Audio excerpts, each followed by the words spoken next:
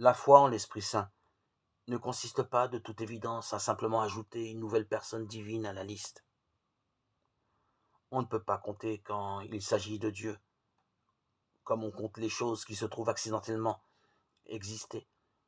Dire que Dieu est un, ce n'est pas déclarer qu'il y a actuellement un seul Dieu, comme il pourrait un jour y avoir un seul panda encore en vie. C'est viser l'unité et la simplicité radicale de Dieu, plus qu'une unité numérique. C'est une unité d'être, totalement inconcevable.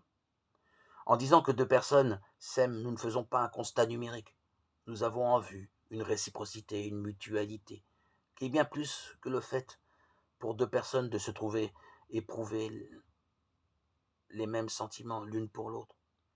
Plus radicalement encore, dire que Dieu est trois n'est pas déclarer qu'il se trouve factuellement y avoir trois personnes, mais qu'il y aurait pu tout aussi bien en avoir quatre.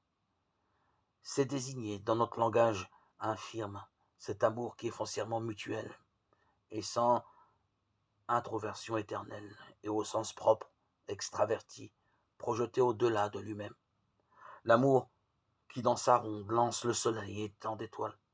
Bref, dire que Dieu est un et trois, c'est moins faire état de données numériques que s'efforcer d'entrevoir le mystère de l'amour, qui est l'être même de Dieu,